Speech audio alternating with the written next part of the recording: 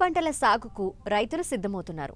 అక్కడక్కడా కురుస్తున్న తేలికపాటి వర్షాలకు దుక్కులను సిద్ధం చేస్తున్నారు. ముఖ్యంగా తెలంగాణలో కంది పంటను సాగు చేసే రైతులు జూన్ 15 నుండి జూలై 15 వరకు విత్తుకోవచ్చు. అయితే ఆయా ప్రాంతాలకు అనువైన రకాల ఎంపిక చేసుకుని సరైన యాజమాన్య పద్ధతులు పాటిస్తే మంచి దిగుబడులు సాధించవచ్చు. ప్రస్తుతం ఖరీఫ్కు అనువైన రకాలు, వాటి గుణగణాలు ఏంటో వరంగల్ వ్యవసాయ పరిశోధనా స్థానం శాస్త్రవేత్త సంధ్యా కిషోర్ ద్వారా తెలుసుకుందాం.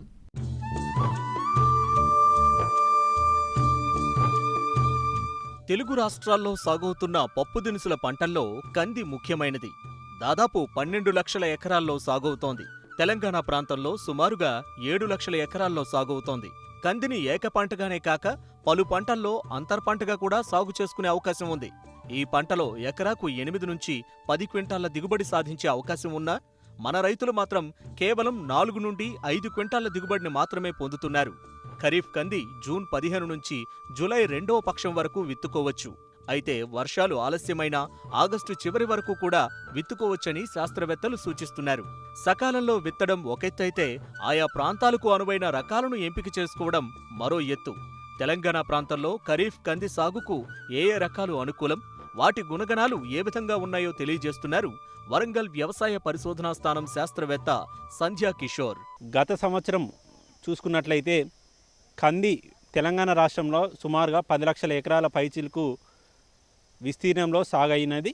అయితే ఈ కందిలో సరైన యాజమాన్య పద్ధతులు, అందుబాటులో ఉన్న కొత్త రకాలను వినియోగించుకొని రైతులు సాగు చేసినప్పుడు వర్షాధారంగా కూడా మంచి దిగుబడులు సాధించవచ్చు.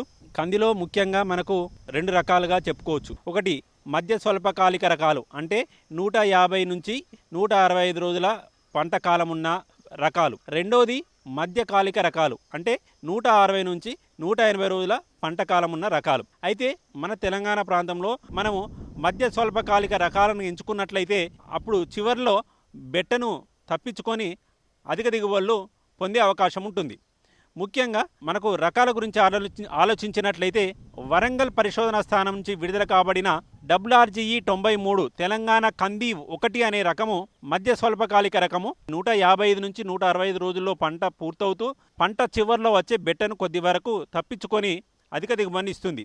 ఈ రకము కొద్దిగా ఎండు తెగుళ్లను తట్టుకొని అధిక గింజ బరువు కలిగి ఉండి సుమారుగా 6 నుంచి 8 క్వింటాలు ఎకరానికి సరాసరిన దిగుబడిని ఇస్తుంది. ఈ రకము మొక్క కింది నుంచి శాఖలు ఎక్కువ మొత్తంలో వచ్చి అధిక గింజ బరువు కలిగి అధిక దిగుబడిని ఇచ్చే రకం. అలాగే వరంగల్ పరిశోధనా స్థానం నుంచి విడుదల కాబడిన ఇంకొక రకము WRGE 97 వరంగల్ కంది 1 అనే రకం. ఈ రకము కూడా 145 రోజుల నుంచి 160 రోజుల్లో పంటకాలం పూర్తవుతుంది. ఇది ముఖ్యంగా రైతులు ఎక్కడైతే పత్తి పంటలో కందిని అంతర పంటగా వేసుకోదలిచిన రైతులు ఈ రకాన్ని ఎంచుకోవచ్చు. ఎందుకంటే ఇది సుమారుగా మన పత్తి కాలపరిమితి కలిగి ఉండి పత్తి తీసేసినప్పుడు ఈ పంటను కూడా తీసేసుకోవచ్చు. అలాగే సోయాబీన్ పంటలో కూడా 1:7 వరుసల నిష్పత్తిలో, అంటే ఒక వరుస కంది 7 వరుసల సోయాబీనుతో అంతర పంటగా సాగు చేస్తుంటారు. ఇటువంటి ప్రాంతాలలో కూడా వరంగల్ కంది 1 అనే రకము, అంటే WRGE 97 అనే రకాన్ని వినియోగించుకోవచ్చు.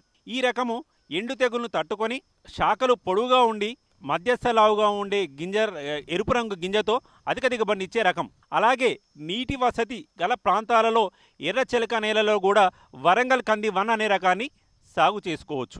మన పరిశోధనా స్థానం నుంచి విడుదల కాబడిన ఇంకొక రకము WRGE 121. ఈ రకం కూడా మధ్య స్వల్పకాలిక రకము, అంటే 155 నుంచి 165 రోజుల పంటకాలం పూర్తవుతూ ఎండు తెగులు తట్టుకొని అధిక దిగుబడినిచ్చే రకము. ఈ రకం కూడా వరంగల్ పరిశోధనా స్థానం నుంచి సేకరించుకోవచ్చు. ఈ రకాలతో పాటు WRGE 65 అనే రకం, అంటే రుద్రేశ్వర అని 2015లో విడుదల కాబడిన ఈ రకము 160 నుంచి 180 రోజుల పంటకాలం.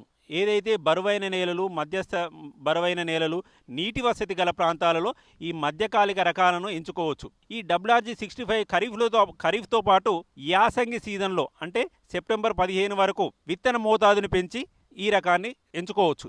ఈ రకము కాయదొల్చే పురుగును కొంతవరకు తట్టుకుంటుంది, ఎండు తెగులను కొద్ది వరకు తట్టుకుంటుంది, శాఖలు పొడవుగా ఉండి కాయలు గుత్తులుగా కాస్తూ అధిక దిగుబడినిచ్చే ఈ రకాన్ని ఎంచుకోవచ్చు. వీటితో పాటు మనము ఇప్పటివరకు సాగు చేస్తున్న ఉజ్వల అనే రకం PRG 176 అనే రకము ఈ రకము కూడా పాలెం పరిశోధనా స్థానం నుంచి విడుదల కాబడిన ఈ రకము 145 రోజుల నుంచి 155 రోజుల్లో పంటకాలం పూర్తవుతుంది.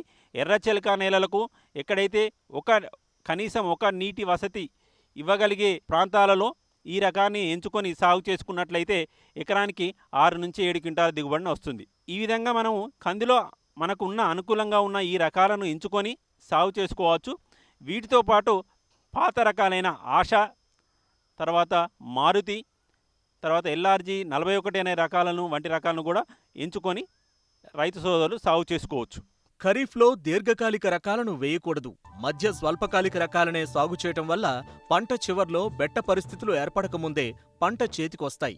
కాబట్టి శాస్త్రవేత్తలు సిఫార్సు చేసిన రకాలను మాత్రమే రైతులు ఎన్నుకొని సాగు చేసినట్లయితే మంచి దిగుబడిని సాధించడానికి అవకాశం ఉంటుంది.